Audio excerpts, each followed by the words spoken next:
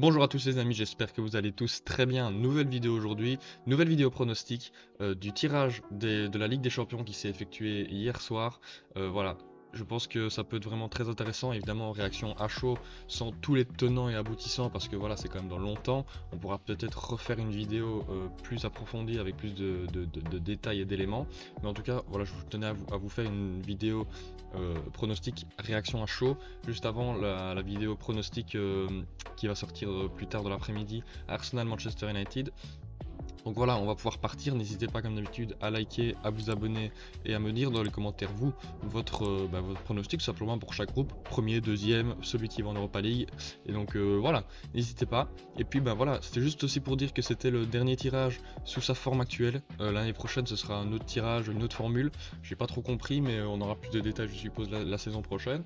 Et si je devais te dire 2-3 mots du tirage, évidemment ici le groupe F est plus qu'intéressant hein, avec Newcastle, Paris, Dortmund, etc. Il y a également le groupe A qui est quand même pas mal, qui s'est relevé avec Galatasaray, Manchester, Bayern, etc. Donc c'est quand même pas mauvais. Le groupe B aussi intéressant pour Lens parce qu'il y a moyen, même si le PSV, je les sens un peu en cran au-dessus par rapport à Lens. Et sinon, le groupe C aussi est intéressant avec l'Union Berlin qui fait pas mal, un très bon recrutement avec d'ailleurs Bonucci qui est arrivé. Donc voilà. Maintenant, on va pouvoir commencer avec tout simplement le groupe A, hein, on est parti. Voilà.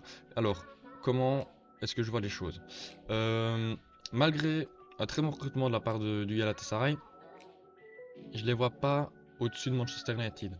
Moi, ce que je dirais, c'est déjà le Bayern en 1, avec le recrutement d'Harry Kane, etc. C'est quand même, ils sont quand même beaucoup plus intéressants et il y a beaucoup plus de stabilité, même si Thomas Tuchel pose toujours des questions, fait poser toujours des questions. Euh, donc voilà, je pense que quand même ils vont être premiers du groupe. Après, deuxième, je vois quand même bien Manchester gagner, enfin être deuxième et surpasser Galatasaray. Donc moi je les vois bien en deux et j'espère parce que bon voilà, il faudrait quand même pas qu'il y ait une contre-performance hein, parce que je suis quand même supporter de Manchester United. Mais si je dois rester objectif, ils ont quand même un meilleur effectif. Il y a quand même une meilleure dynamique, etc., un meilleur plan de jeu. Même si Galatasaray, avec très bon recrutement, des Zaha, des Icardi, etc., c'est vraiment bien intéressant. Donc je les vois quand même, eux, troisième de cette poule, donc qui pourront aller en Europa League. Et il faut faire très attention à cette équipe en Europa League. Je pense que ça peut être qu'elle peut aller très loin. Et puis Copenhague en quatrième. Bon voilà, Copenhague, j'ai pas non plus trop de choses à vous dire, mais c'est pas voilà, c'est pas un grand club, donc et en plus il y a des années où ils étaient un peu plus forts, mais là rien de bien, rien de trop voilà, rien de trop intéressant à vous dire là-dessus. Alors le groupe B, là-dessus, je vais pas trop épiloguer non plus. Arsenal en 1, on va pas se mentir. Hein, Arsenal est quand même bien au-dessus. Après, entre Séville et le PSV, je vois quand même plus le PSV faire quelque chose cette année, avec franchement une très bonne équipe, très bon recrutement, de très bons joueurs avec Bakayoko le Belge, Noah Lang qu'ils ont bien recruté, il y a toujours Luc de Jong, etc. Toujours du Sangaré, etc. Donc c'est vraiment très intéressant cette équipe. Alors entre Lens et Séville, je vois quand même plus Séville en 3. Parce que voilà, il y a quand même cette expérience Ligue des Champions. En plus, eux, je pense que s'ils finissent 3, ils peuvent aller encore la chercher l'Europa League. Donc voilà, je pense qu'ils ont quand même c'est l'expérience qui va leur sourire. Alors que Lens, je pense qu'il jouera peut-être mieux que Séville, mais qui n'arrivera pas à arracher la victoire, qui va peut-être perdre des points assez bêtement. Et voilà, je pense que ça va être une phase de poule assez frustrante pour les Lensois. Mais en tout cas, ça promet de très belles ambiances à Bolwart avec la réception d'Arsenal, PSV, Séville, etc. Donc voilà, très intéressant en tout cas pour ce groupe B. Alors pour le groupe C, voilà, je vais pas non plus trop en dire, on va pas se mentir, il y a deux équipes qui ressortent du lot. Après entre Naples ou le Real en 1 ou 2, je mettrais quand même peut-être Naples en 1 parce que du côté du Real il y a quand même énormément de blessés. On a un Courtois, Militao, il y a encore Vinicius là qui est pendant quelques semaines. Donc je les vois bien premier ou deuxième, tout le monde Real ils s'en foutent. Donc voilà, je pense quand même que ce sera Naples parce que voilà leur effectif n'est pas touché par les blessures. Il y a toujours Osimhen, il y a Gvara qui vient de revenir, etc. Donc je vois bien le Real deuxième. En troisième, je vois bien l'Union Berlin qui peut être très intéressant en Europa League. Ils ont fait un recrutement même très très intéressant pour une équipe de Bundesliga qui, voilà, d'habitude n'est pas aussi haut placée. Ils ont pris Gosset, ils ont pris Bonucci là tout récemment, Juranovic, etc. Donc c'est très très intéressant. Ils ont pris un buteur, mais je me souviens plus de son nom. Je ne serais plus tombé dessus, mais en tout cas je sais bien que le buteur a un nom intéressant. Et puis bah voilà, Braga en 4. C'est dommage, je pense que l'OM aurait pu se placer ici, hein, parce que Braga, c'est pas le Braga des beaux jours. C'est pas non plus la plus grosse équipe du Portugal, donc voilà, malgré 2-3 joueurs intéressants comme Horta, etc., Bouma. Mais voilà, je pense qu'ils finiront 4ème. L'Union Berlin, pour moi, est bien plus forte. Naples en 1, évidemment, et puis Real en 2. Voilà, ça peut changer entre les deux, hein, évidemment, c'est pas fixé, ça dépend aussi des recrutements. Peut-être que Mbappé va venir ce soir, on sait pas.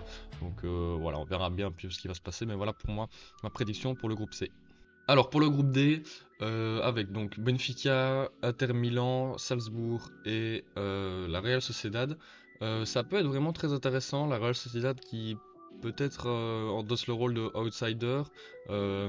Maintenant, je vois quand même l'Inter en 1. On va pas se mentir, l'Inter est bien au-dessus, finaliste de la précédente Ligue des Champions. Donc Inter en 1 pour moi. Après, entre Benfica ou la Real Sociedad, je sais pas trop qui mettre en 2 ou 3. Mais franchement, je pense que. Allez, je vois peut-être plus Benfica gagner des points plus facilement, etc. Donc je vois peut-être bien Benfica.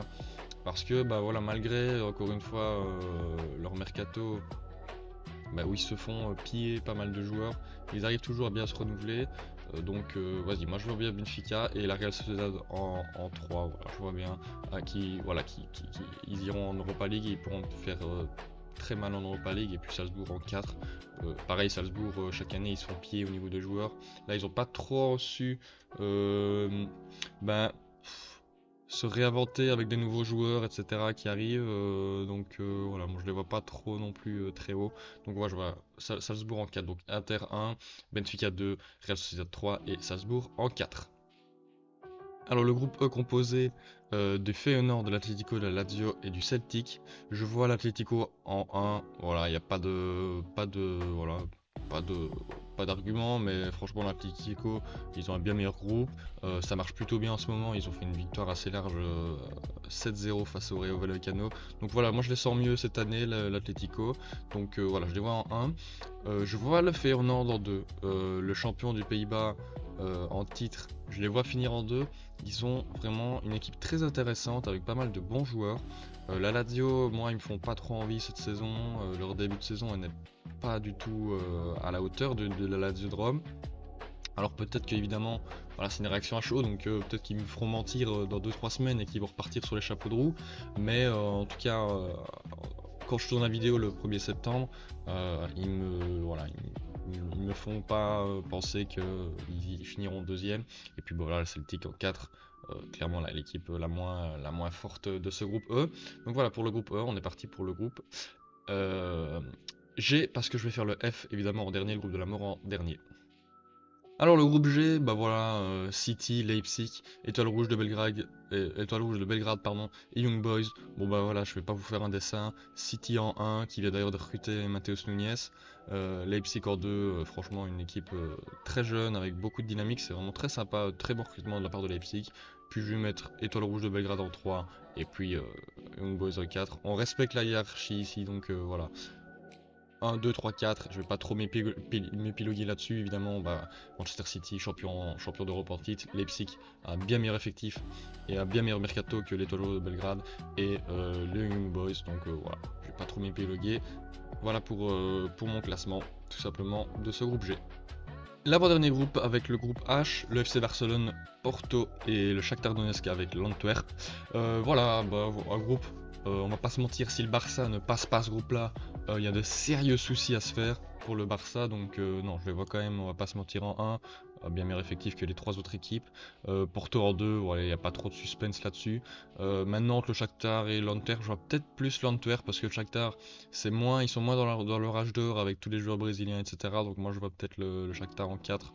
Donc voilà, et puis l'Antwerp en 3, notre petite équipe belge qui a fait forte impression pendant les barrages. Voilà, je les vois bien 3 et finir en Europa League. Donc voilà pour ce groupe H. Et puis les amis, on est parti pour ce groupe F, le groupe de la mort tout simplement. 4 grosses équipes tirées dans ce même groupe. Le Paris Saint-Germain peut potentiellement sortir, ne pas sortir des poules, pardon. Donc tiré avec Dortmund, l'AC Milan et Newcastle. Franchement, Newcastle qui fait une saison exceptionnelle la saison passée, qui arrive à revenir en Ligue des Champions après 20 ans. L'AC Milan qui est quand même demi-finaliste la saison passée, qui font un recrutement super intéressant encore une fois avec des Okafor, des Chukwueze, des Loftus-Cheek, des Pulisic, etc. Le Borussia Dortmund que je vois un peu peut-être en dessous des 3 autres équipes. Maintenant attention, c'est toujours compliqué de venir gagner là-bas. Et le PSG qui voilà, essaie de trouver une nouvelle identité avec pas mal de bons joueurs qui sont arrivés. Pas mal de départs également. Est-ce que Mbappé va rester? C'est la question. La question sera répondue ce soir. Maintenant, voilà. Est-ce que voilà, ça va dépendre. Une nouvelle identité avec Luis Enrique. Est-ce que ça va réussir? Est-ce que l'échéance est bien assez loin pour que le plan de jeu, etc., soit bien fixé, etc. C'est la question que je vais me poser. Donc moi je vois quand même l'AC Milan passer. Alors maintenant, moi je les vois en deux. En fait, je les vois en deux, l'AC Milan, je les vois pas premier. Je les vois en deux.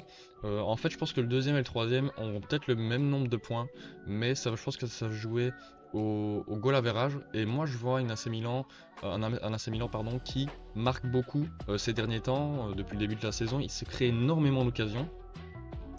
Donc peut-être que au goal average ça leur sera favorable tout simplement parce qu'ils vont marquer beaucoup de goals. Et l'équipe qui défensivement a le plus de problèmes en ce moment, euh, ben, en ce moment peut-être moins, mais en tout cas la saison passée c'était le PSG. Alors est-ce que ils finiront troisième? Bah ouais, je vais quand même les mettre troisième parce que je pense que l'échéance est trop tôt pour eux. Parce que je pense qu'Enrique n'aura pas fini de tout mettre en place et du coup ça fera justement un bon gros test pour l'année prochaine d'avoir des grosses équipes. Il fallait des grosses équipes pour que le test pour le Paris Saint-Germain se fasse. Donc voilà, moi je vois Newcastle en 1 sur la bonne lancée de la saison passée, même si attention j'ai quelques réserves du côté de Newcastle parce que voilà, ils manquent d'expérience. Voilà, c'est ça qu'on va dire. Quand, voilà, par exemple, contre Liverpool, ils gagnent 1-0. Normalement, ils doivent fermer le match, ils doivent le tuer, et il le manque à plusieurs occasions. Et puis ils se prennent 2 goals assez bêtement dans des trous dans la défense. C'est un peu bizarre ce match de Newcastle. Donc j'ai quelques réserves là-dessus, mais je vois quand même plus Newcastle gagner. Voilà. Moi je vois en fait le 2 et le 3 avec le même nombre de points et ça va jouer au goal average, donc voilà, on verra bien. Voilà. Et bien les amis, c'est déjà la fin de cette vidéo, j'espère que vous l'aurez apprécié. Moi c'était un plaisir de la tourner évidemment, la Ligue des Champions la plus belle des compétitions. Donc voilà, comme d'habitude, n'hésitez pas à vous abonner, à liker et à me dire, vous, dans les commentaires, votre pronostic. Je vous dis à cette fin d'après-midi pour le pronostic de Manchester United Arsenal. Et je vous dis à très bientôt. Ciao ciao.